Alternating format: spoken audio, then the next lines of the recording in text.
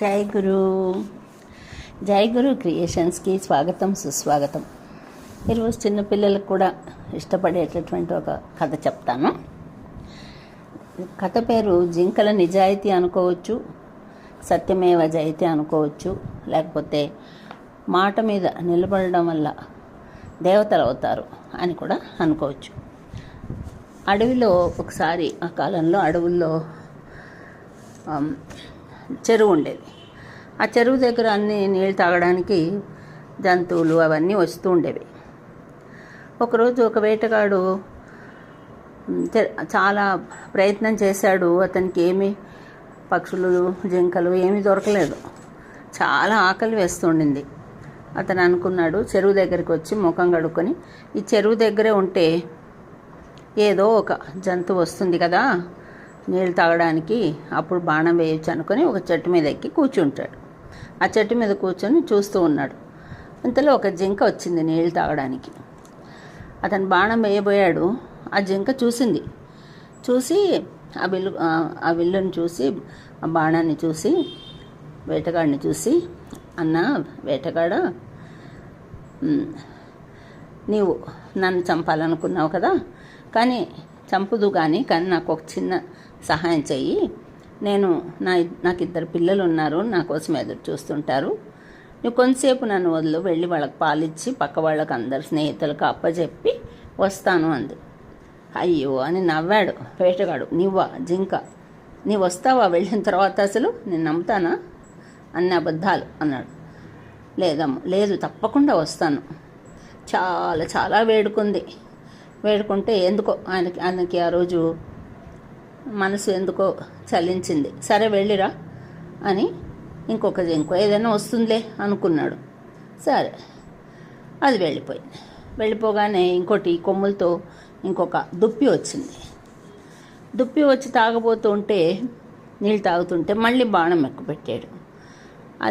అది కూడా తెలుసుకుని వేటగాడా, నేను నా భార్య పిల్లల్ని కలుసుకొని వస్తాను,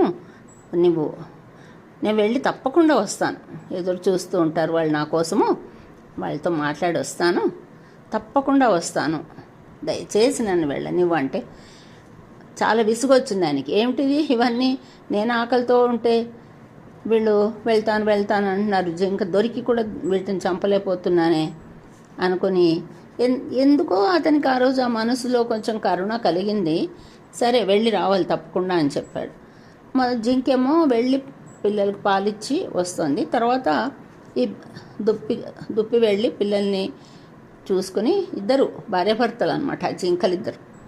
అయితే దుప్పి వెళ్ళి ఇద్దరు కలిసి స్నేహితులందరికీ పిల్లల్ని అప్పగించేసి పిల్లల్ని బుజ్జగించి అన్నీ చేసి మెల్లిగా వచ్చారు. చెరువు దగ్గరికి వచ్చి వేటగాడ మేము వచ్చేసాము, మమ్మల్ని చంపి నీ ఆకలి తీర్చుకో అన్నారు. అంటే అసలు అతను అవి 2 మళ్ళీ వస్తాయని ఎప్పుడూ ఊహించలేదు.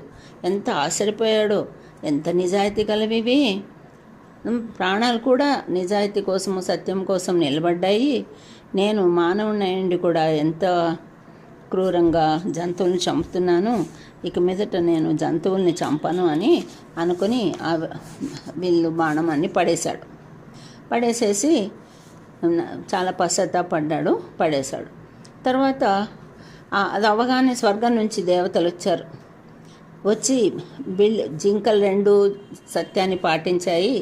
తర్వాత వేటగాడు, నువ్వు కూడా ఇంత కరుణ హృదయంతో ఉన్నావు కదా, మీ ఇద్దరికి స్వర్గంలో స్థలం దొరికింది అని చెప్పి స్వర్గానికి ముగ్గురిని తీసుకెళ్తారనమాట.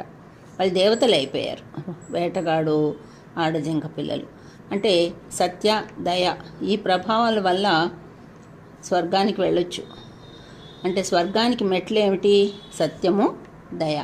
ఇవి 2 మానవులకి కలిగి ఉండాలని నీతి చెప్పేటటువంటి కథ. అంటే చిన్నపిల్లలకి పశువులు జంతువులు ఇవి చెప్తే చాలా వాళ్ళకి ఆసక్తిగా వింటారు కదా, అందుకోసం అలాగమ్మా. జై గురు, జై గురమ్మ, అందరికీ జై గురు.